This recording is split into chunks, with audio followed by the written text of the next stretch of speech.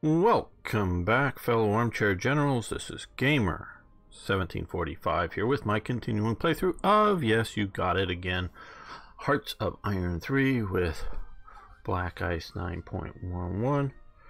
And of course, yes, we are still playing as Japan. So, sometimes there's very much reasons to stop and start an episode. You know, like you saw a big truck driving by. You know, the sort of the samurai with the three flags, and Japan joins the Axis. So that was, you know, a good thumbnail to tag that episode with, because obviously right now, other than sort of staring at this and see if they do anything interesting over here, there isn't a whole lot of interesting stuff going on. But as which this episode is going to be tagged with is Vichy Indochina, so I'll have to come up with a thumbnail for that. Oh, okay, well, let's take a quick look at this. Relations with Vichy down by 10%. Oh well. Change down by 10 by France. So well. Britain and US, those do sort of matter. Hang and Yunnan click. I don't know why those are going down, because there are my puppet. Yeah, that's sort of weird. Okay, gains threat on Vichy France, USA. Big time on USA, okay. And loses 5 neutrality. We'll get Japan to advance. Well, but we're going to do this. For better or for worse, we're going to do this. And yes, we are sort of planning the heading to the collision of with the US over things. Even though we are at peace after the fall of France, the installation of the pro-German government at Vichy, I would dispute that. I wouldn't say Pétain was ever pro-German. He was accommodating to Germany in thinking that it was better than total resistance. Laval, who was the #2 guy at the time, maybe at the start might not have been pro-German, you know, sort of more pro-right-wing French. And because I don't think Pétain, well, I don't know Pétain's politics, but I don't see him as some right-wing extremist by any means.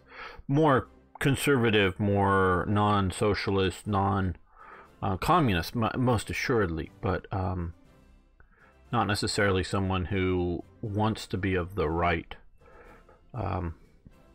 Where Laval, I do see as more, and again, I'm not an expert on Laval, but Laval is more of the right wing within French political spectrum. Now, after a while, and particularly after the Vichy government is, you know, Vichy has been occupied by Germany, and basically Pétain is out of it now. Laval becomes very much of a pro-German puppet by that point. But earlier on, I see that pro-German as being an overstatement. More of a pro-peace or capitulationist or accommodationist to Germany or whatever. That's how I see the government, at least in 1940-41. That's how I see Vichy's government. Japan was able to profit from the new political situation in Southeast Asia and occupy French Indochina under the argument of it protected this area from the British. Okay. Excuse me. After the fall of France, yeah, same. Okay, but now this is fine. I do like that they add the nice image to it. Okay, so we get oh, a bunch of forces too. Okay, so that's good. Okay, so we have some light infantry, they have headquarters, garrison, and down here in Saigon. as well. Now, well, I think this would be the best spot to try to look out into the ocean. What, it's not letting me build here?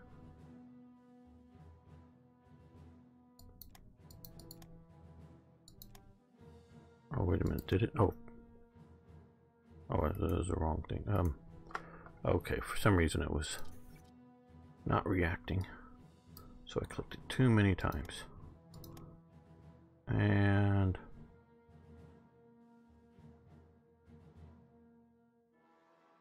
yeah, I'm probably going to want that. Level 2 anyways eventually. To sort of look out into here.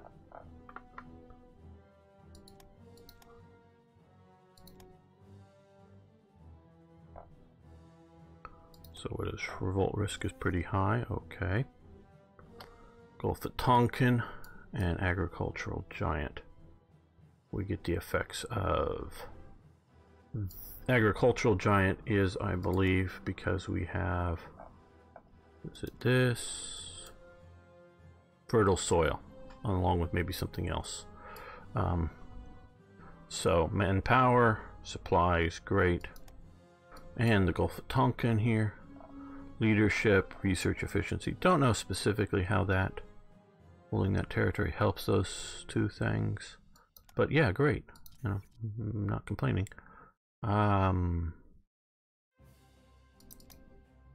We'll do that, and we get a micro a little bit more. Yeah, we'll go with that. Get this done.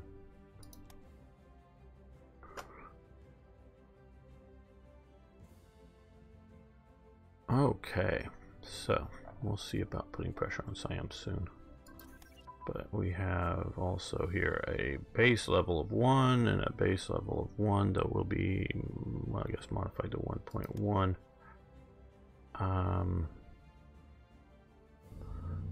But this number is affected by Revolt Risk as well as non-core. So what we need to do is we see that getting a lot better there. So we've got some liners.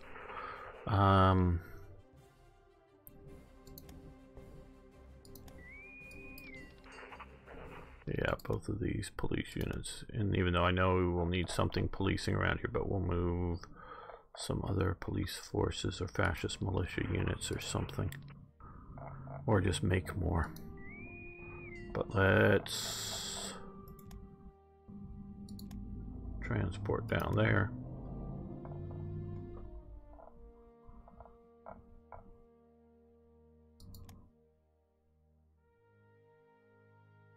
These will start getting supplies at some point. Oh, and what technology are we?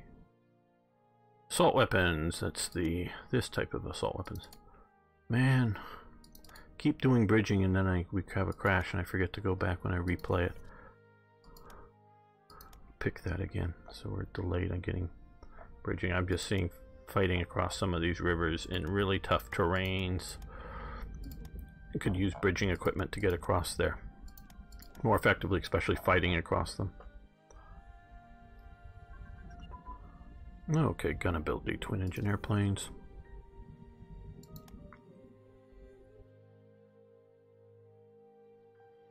We'll be back to that.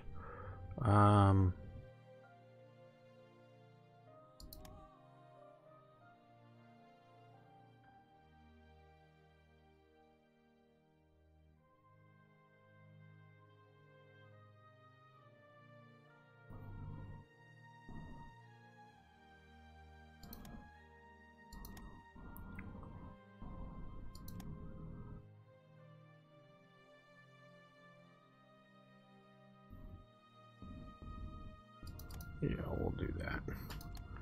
Continue our radar development. Oh, Britain's retreating out of here. Guess they were here because of this was French territory or something. But as these get more and more online and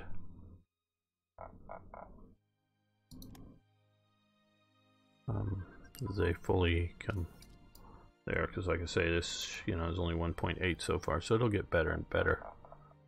We'll get more rare materials. Oh, and how many ICs? So 3, 5, 6, and 7 more ICs. That is good. Drop tanks, very, very good. Okay. Those are a one and done, I do believe. Yes.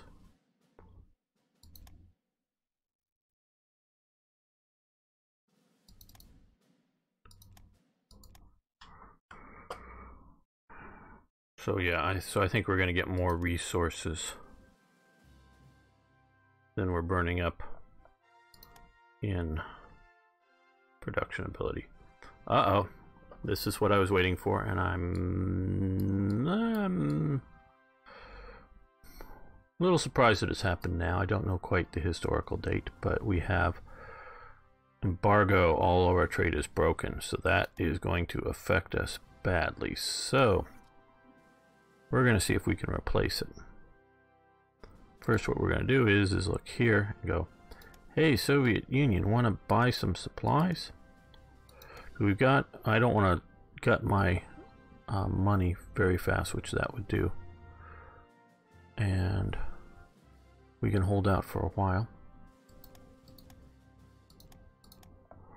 with our current resources. And of course we can buy resources from many other countries. I don't think we're under any sort of embargo from Britain yet, which of course allows us to buy theoretically stuff from here.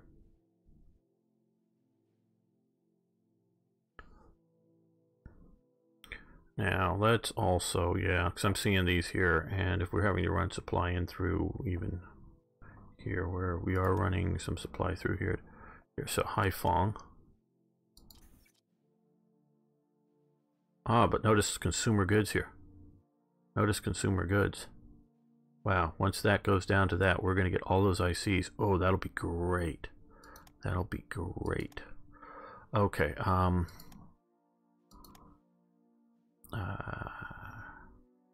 yeah, we'll run it straight out of Tokyo to Haiphong, and then down. This is where they. Now is this going to be the main supply source that they want to send all of the supplies for all of China? Oh, freaking God! Because see, I really, quite honestly, I don't know. From my limited amount of experiments, and they're not necessarily conclusive, that if I have a unit sitting here and I'm running supplies to here, it'll get supplied via the ships here.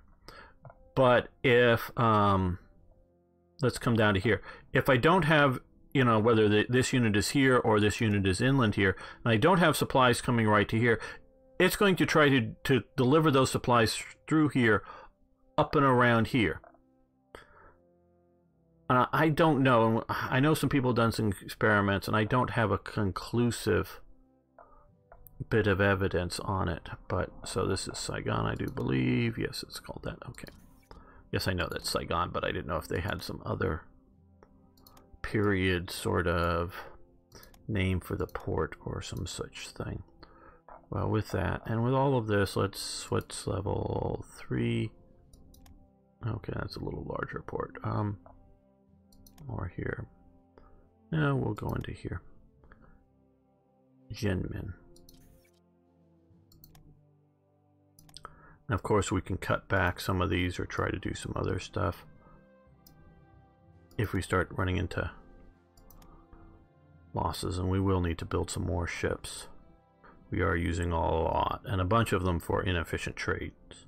Long distances, very little stuff like here, you know, four things here for rare materials before we go into war, and that becomes a real issue. We will stop some of those for a fewer bigger trades at least. Cruiser fire control systems, very good. We're going to let that continue.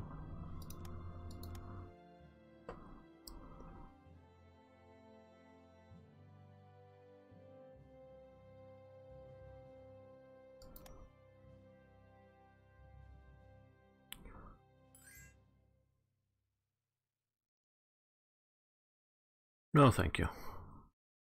I don't think we're going to do Lend-Lease to Italy. Partially because I'm not sure who pays for it. I think we pay the shipping toll on it instead of they do, but nah. Radar training advanced. Very good, and that's here. Okay, we'll let that continue. And this one is, I think, the one that we just, yes, got done there.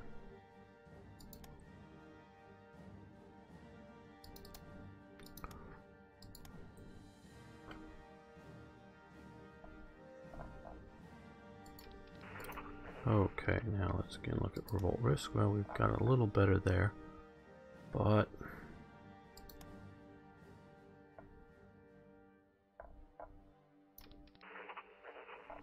we're going to send you in here to Phnom Penh, the capital of modern-day Cambodia.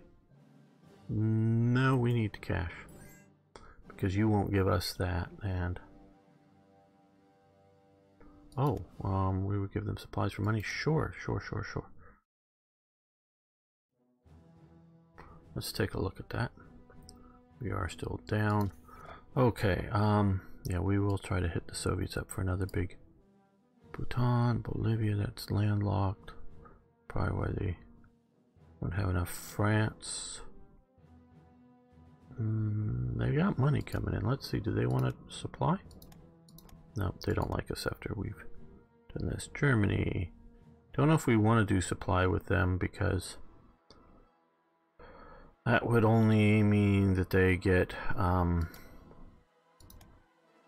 more and more ships lost to U-boats. Guatemala, a little bit of money, a little bit of supplies. No. Hungary's landlocked still, I believe. Italy, again, same problem there. Nepal. Norway. Yes, I know Germany is fighting them, but yes, we're in the Axis, but we're not at war with you. Turkey. They need about 2, but they don't have much money coming in. And USA is under an embargo, so they don't get our wonderful supplies. Yugoslavia doesn't have enough money. Okay, well.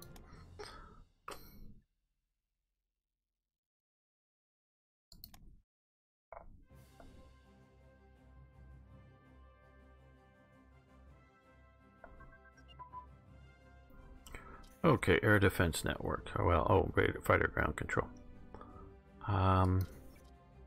Advanced, I believe that is here. Nation air defense network is here. Takes manpower. Now we're getting more and more manpower from all of our different things. So that is good. Agricultural giant, agricultural industry, regional puppet master, normal peacetime recruiting policy, Dai Nippon, Kogan, whatever, and Showa Tenno. So we're doing okay. Fertile soil plus 30%. Ooh, that's really good, yes. So we're getting all of that. So I think we can afford to do this, which will reduce the cost of fighter interceptors and increase other organizations and radar efficiencies and provincial AA efficiency, which means like all those AA guns on all those islands will work a lot better.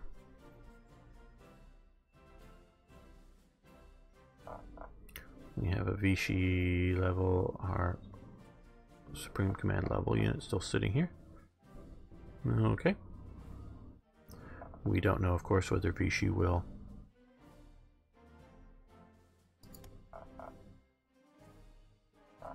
I'm going to build. Oh, if I cut back down here too much more, we're going to. I did, of course, succumb to. We'll have more Revolt Risk. Succumb to improving out here a little bit more. They're getting an air base here just as a fallback in case this falls. They'll at least have an air base in the region. Obviously, if these fall, the Soviets will be able to take advantage of their radar, but we will have pillboxes with our militia there. So we're gonna have a pillbox here, and whatnot. This is their main, or their other industrial zone. I think their main one up here. So that way we'll have some capabilities to defend up here. But we won't need to, once we do that, it'll turn green for the idea of Revolt Risk, so we don't need for that. But let's do, well,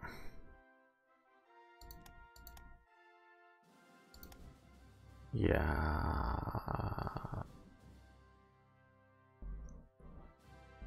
Which one is suppression, air defense? It's one of the, oh, suppression. Okay, 44. That's pretty good. So we'll do,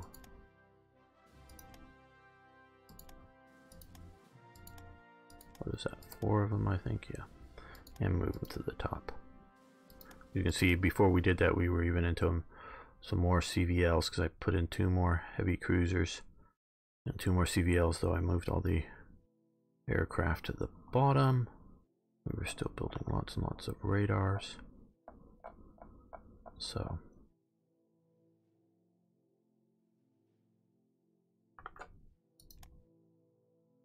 and again, by keeping these in the deployment queue, we are not bumping up our needs of civilian goods.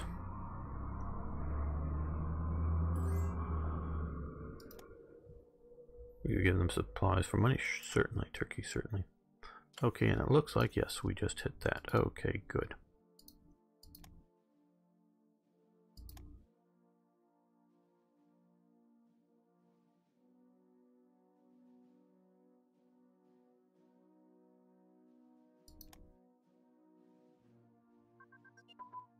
Okay, so coastal submarine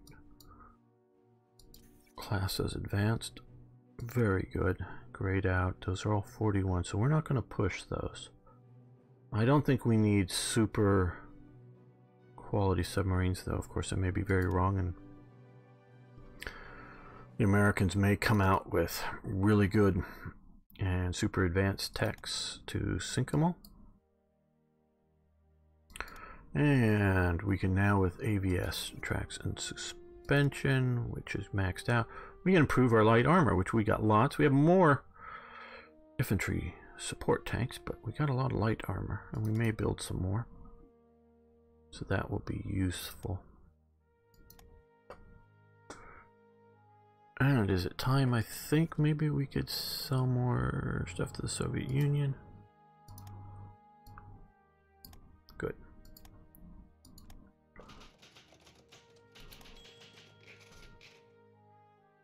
There was a lot of stuff going on between Japan and the Soviet Union, including the Soviets claiming various spies and things. And I mean, they get a hold of people that are Japanese nationals or Japanese ancestry, and all kinds of stuff is going on in this period. It's a lot more tensions than we're seeing now, really, I would say.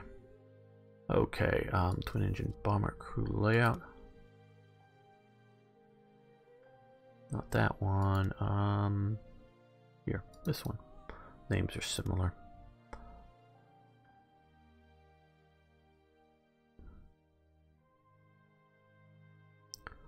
I don't know, maybe we should do some of these a little bit more.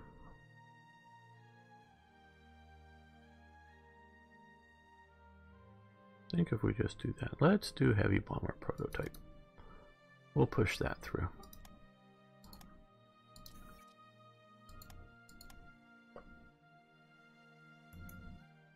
Let's just see about putting that a little bit over the needs.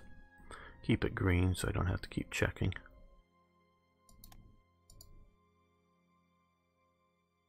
Oh, wait a minute. We are way overproducing our supplies for some reason. Don't know why it dropped. Maybe it's... Okay, well, I didn't mean to do that because I know we needed some, but we're going to go below the needs And that gives us a lot more, which is very good.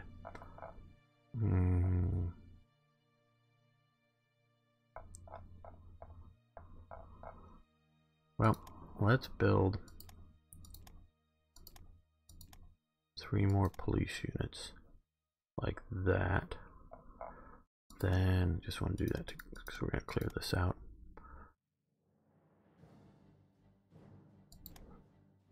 I think I have, what, 2 parachute divisions here? Yeah. Okay, let's... Don't want to get too ambitious. But these do take a longish time to build. Yeah, let's do 2.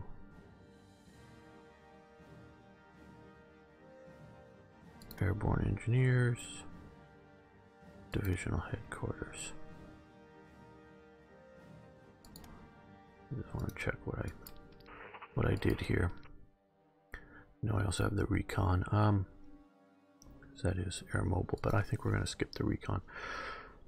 Partially just for division size. I'm worried about, because we have very few transports, how many we can, the weight of all these that we can get on some of this stuff. And so, okay, I think we want to do that.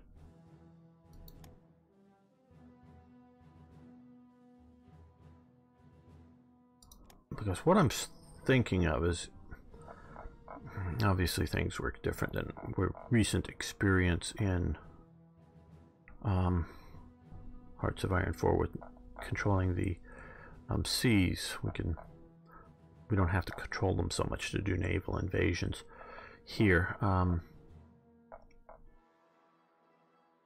But I am thinking about the possibilities of whether, you know, flying in and doing airborne landings on either undefended or lightly defended units in and around here, and possibly other places, including, I don't know. So how much does that reduce it by? Quite a bit. So one of these sort of smaller ones, more of an airborne brigade. Okay, that's good. Now the other thing, I want to do with these time that gives, again, note that these are 6,000 men strong. These are only 3,000. That's why we're doing 2 of the paratroopers and at least most of the units.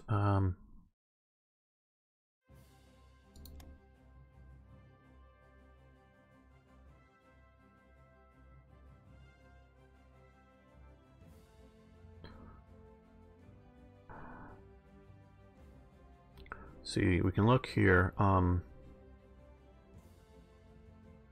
Let's look at jungle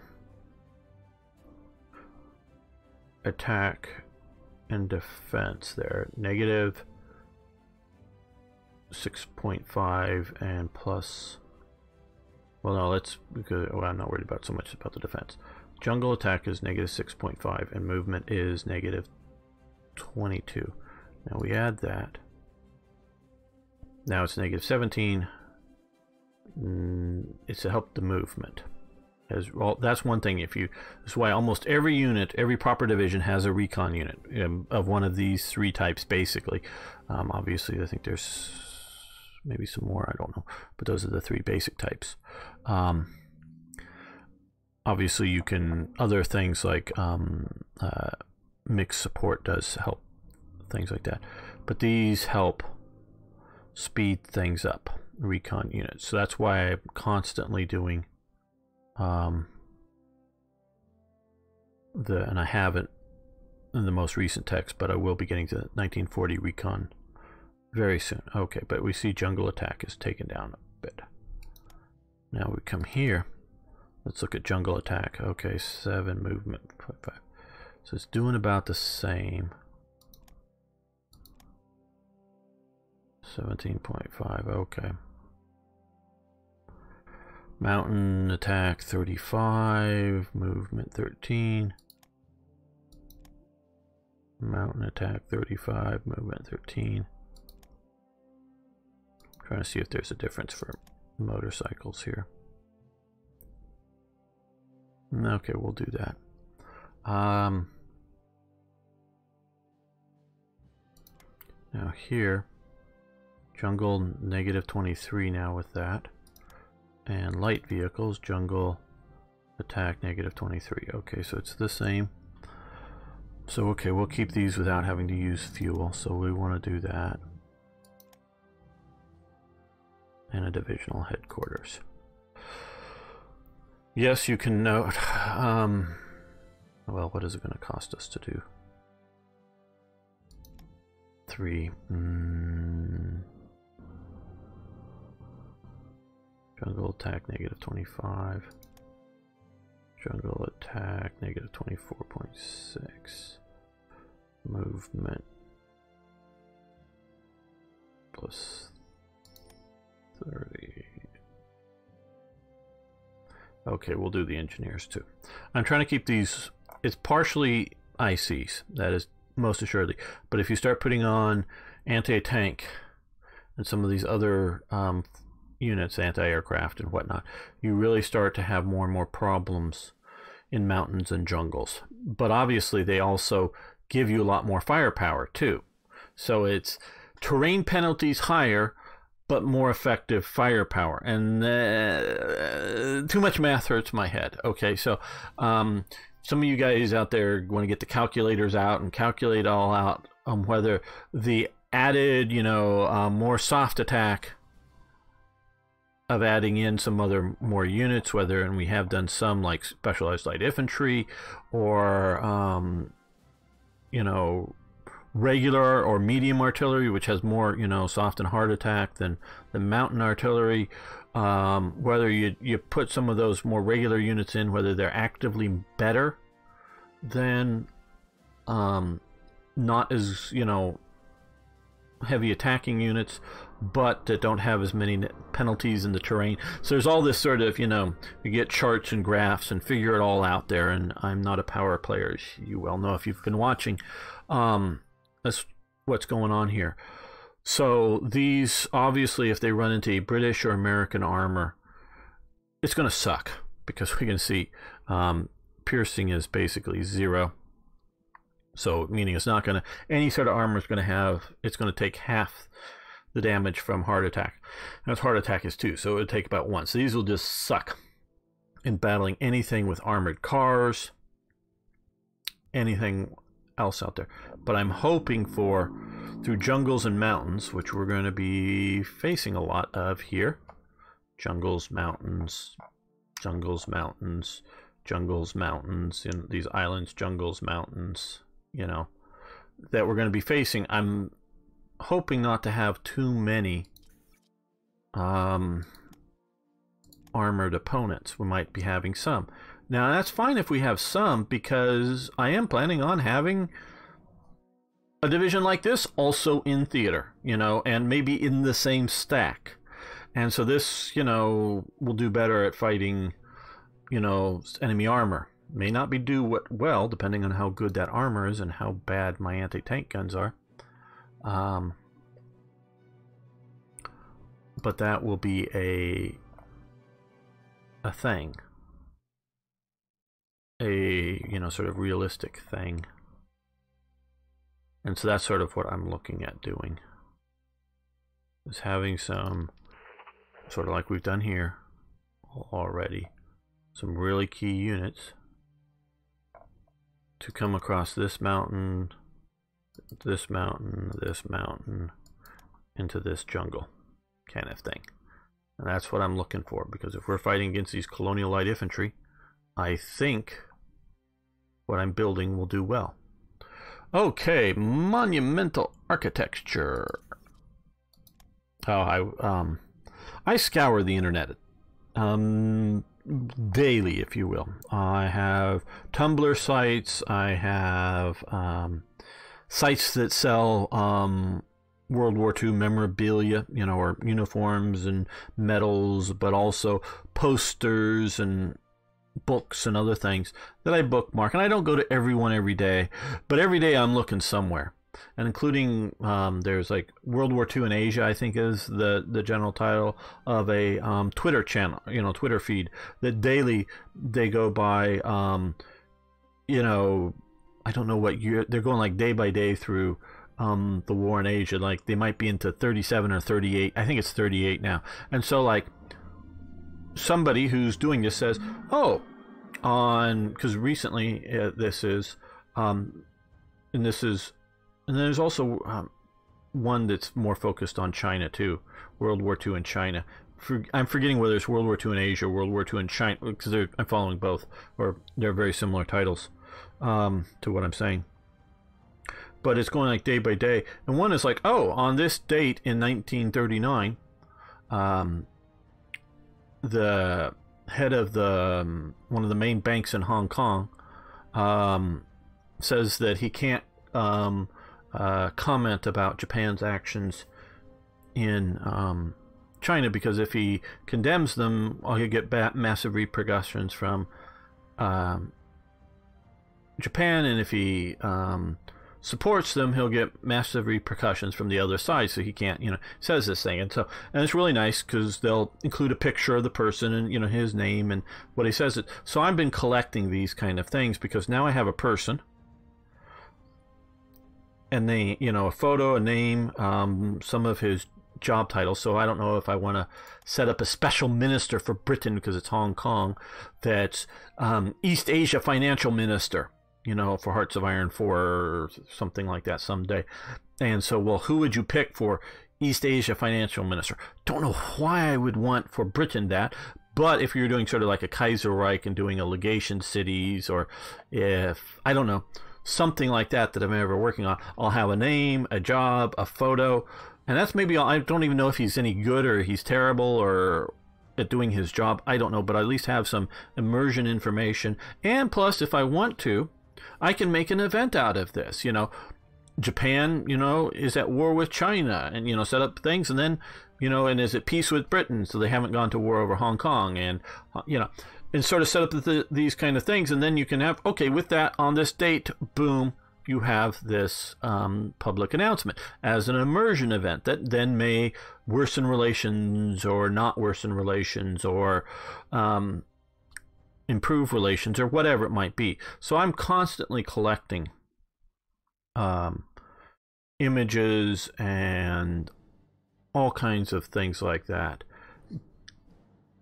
daily to better for events, and also thumbnail images. So trying to put all of that together. And one of the things that I found earlier today was, I had heard about this, and I mentioned in some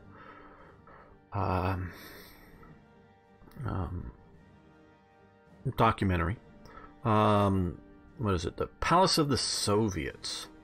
This huge mega palace, sort of outdoing about bigger than I think anything Hitler ever dreamed of. Because if you've watched Man in the High Castle, you see the sort of Great Hall, especially at the end of not this current season that I've already watched, and I presume most of you, if you've got it, binged watched it all at once, so you've seen it. But at the end of the previous season, where John Smith is in front of that, that's all taken from a real planned hall that Speer develops.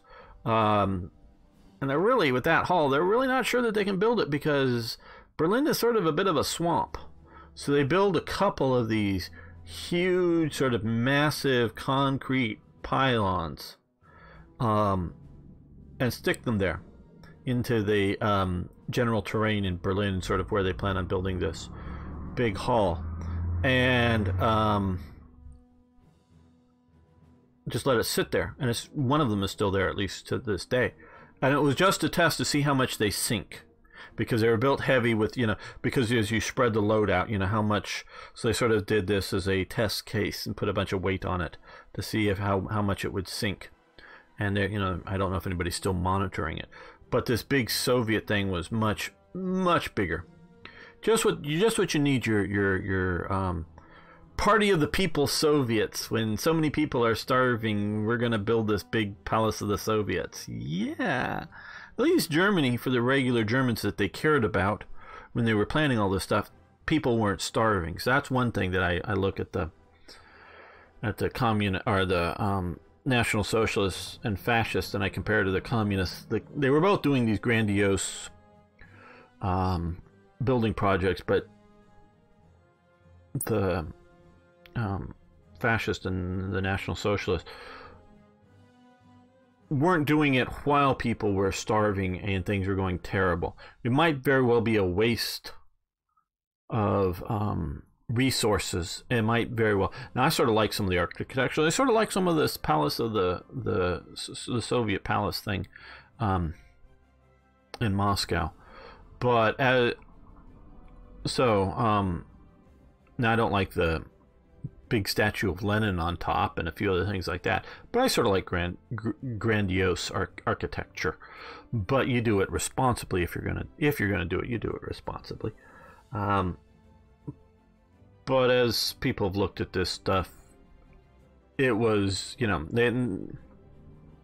architectures got in and designed it, not just drew it on pencil on paper and go, yeah, let's build this big thing. They're actually, how to structurally build it. Moscow is also on a, I do believe, on a not terribly stable footing as well. So they knock down a Orthodox cathedral and all this stuff and start building it, and then just end up turning it into like one of the world's largest public pools. Turned the site into it for a long time. But it's just one of these things that is over the top and is probably unbuildable. And even today, it's not that we don't have cranes that can't build it that high, but it's just how much pressure you're putting on the ground and that kind of thing. You eventually get to the point that it's just so bad and just so much. And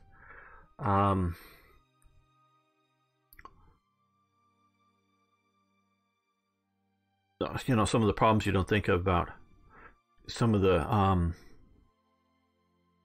office type space, and because on the top of this thing there was definitely, sort of down lower in this thing, and it was some really, so I saved them all with the tag thing, showing some of the internal design, and it all looks really cool, some big mass amphitheater type thing. Now, of course, therefore, making political speeches out to the Soviets, but if you just change that to a rock concert stadium or, something non-political, it'd be a great place to hold, a rock concert or something in it, So if you're using it for the political purposes that the Soviets would use it for, I think it is terrible. If you're looking at it as sort of a big, because then there were multiples of these things within this big, huge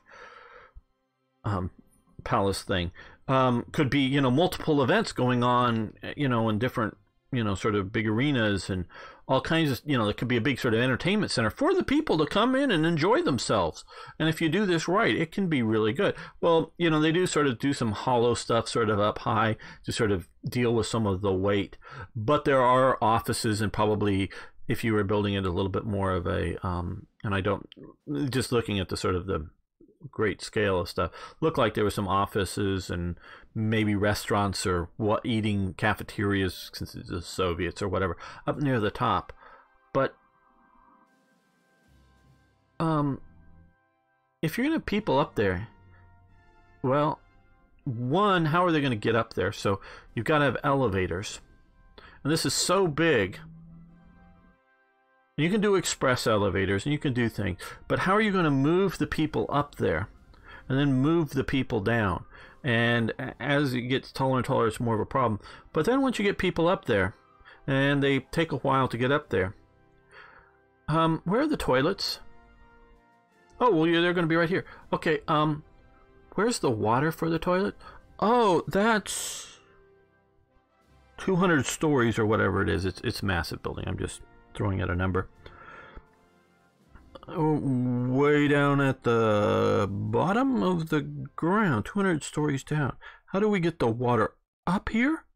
Okay, and I don't remember this. My grandfather was something of an engineer, mining sort of specialist thing and whatever, and he would tell me things, and I don't remember. But you can only pump water up so high, so if you I don't know, let's just, again, for argument's say, 20 stories approximately, or some number. So if you pump water, from a pump, eventually you can't pump it any higher because the weight of the water moving up, because I don't remember the details of it, but I remember why it is. The weight of the water moving up, the suction of the pump won't be able to draw the water any higher. So you have to pump it up to a certain height, and then put it into like another, reservoir, another bit of water, and then have another pump sucking it up from there, and then so on and so on and so on. So you can get the water up that high, but you're going to have, and I don't remember exactly how high it is, and it's fairly high, but a chain of these pumps and reservoirs to do sort of a water ladder to get the water up high. And so that's going to take volume, and those pumps are going to have weight, and those reservoirs of water, even though they may not be huge, but they're going to have to be significant, are going to have weight. And then once you get all that water up there, you've got to put all the water back down through piping. And so you can just imagine how you get diminishing returns, and how effectively you're sort of creating a desert up at top. Oh yeah, you can go up to the top of the Empire State Building and look out, yeah. And if you notice, a lot of those buildings, unlike the World Trade Center, which were big square buildings that they knocked down, notice it was replaced with a bit more of a pyramidal, very high pyramidal. They do take a look at that in some of its design, so that although it's very high and there's offices very high, they realize that you have diminishing returns, so you have fewer and fewer offices per square footage, and you have to have other machinery and whatnot up high, and so you don't have like a huge support for a huge amount of people too high up in it. So, and a lot of your central volume has to be with elevators and all this other stuff. So this Palace of the People thing is fantasy in that sense. It's just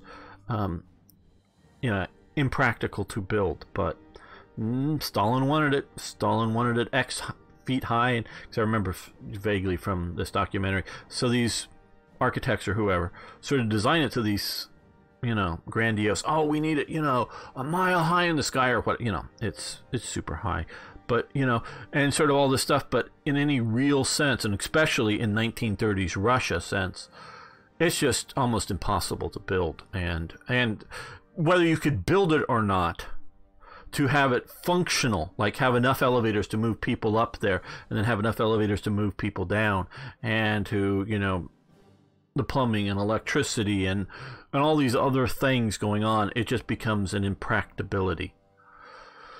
Okay, monumental architecture. So, which we will, that's how we got onto this, with monumental architecture, which we are doing for some big building coming soon.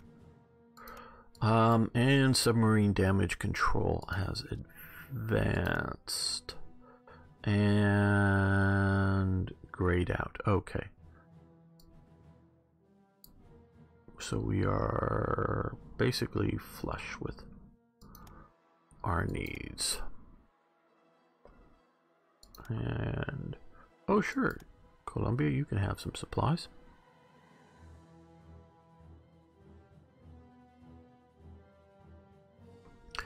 Now does, I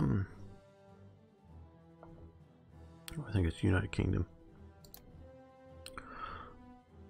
Do they want to buy? Oh. Okay, they have a surplus. Good. They have a surplus of 2.8, so let's... Oh, no, that's already to the impossible. Okay, let's do the possible. Let's do the likely. It's just a small amount, I know. But hey. Okay, submarine classes have advanced. Torpedo auto-loading system allows research of that. Okay. That's just regular ones, torpedo auto-loading. We're going to hold off on that. We'll see about getting that before World War II breaks out. But as we were mentioning before, these, like all decent divisions, and more or less has a recon unit, so and it helps over various terrain types. So let's yeah, just start with the combined arms. And yeah, we'll take this. Yes, we'll take this. Schmeling KOs knocks out Lewis. Don't know why we. Yeah, I mean, this is just a everybody gets event. I supersede that, I believe, so we don't have both. Yeah, and TRE for a more detailed event chain dealing with the subject. Okay, new industrial zone advanced. Not that Black Ice is bad, but Black Ice can't focus in like I did.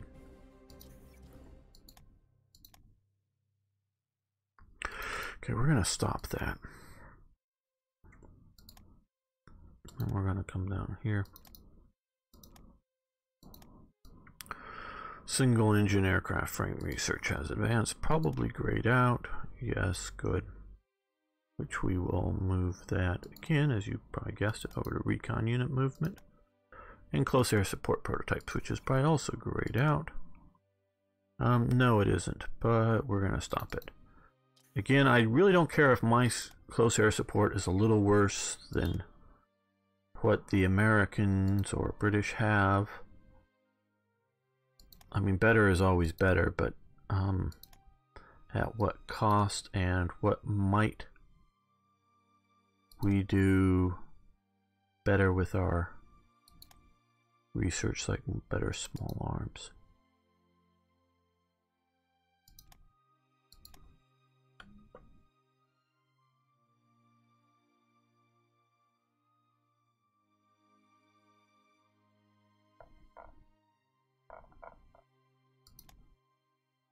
Okay, still waiting for an airport level particularly there.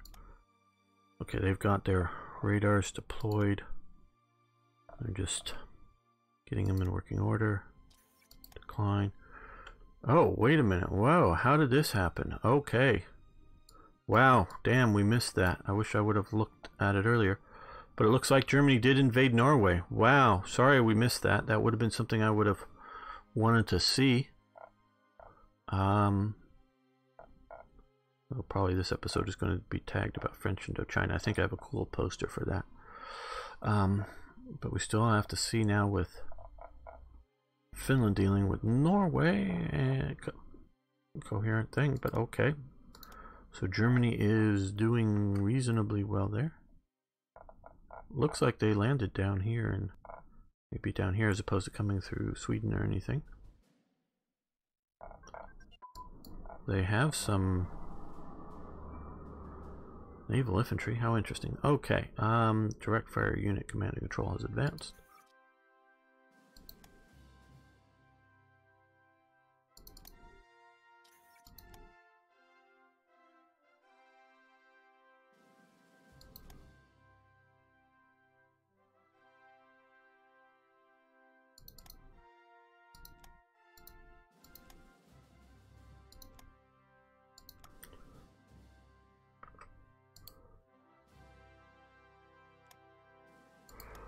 Okay, we will try to keep our eyes out a little better for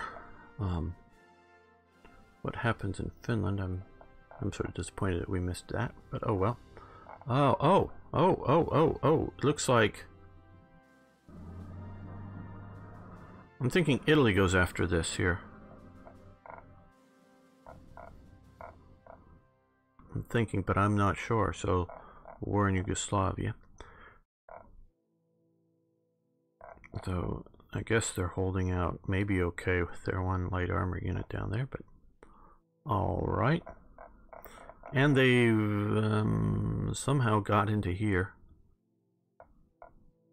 and then messed that up. I guess that was a naval invasion. I'm guessing that's a naval invasion. Maybe they'll be able to survive the counterattack and then take one of the ports and get into supply. But that's interesting. Okay. That's interesting. Yugoslavia. North Africa is about sort of what I expected to be. Both sides just big stacks up there. Yugoslavia has been invaded.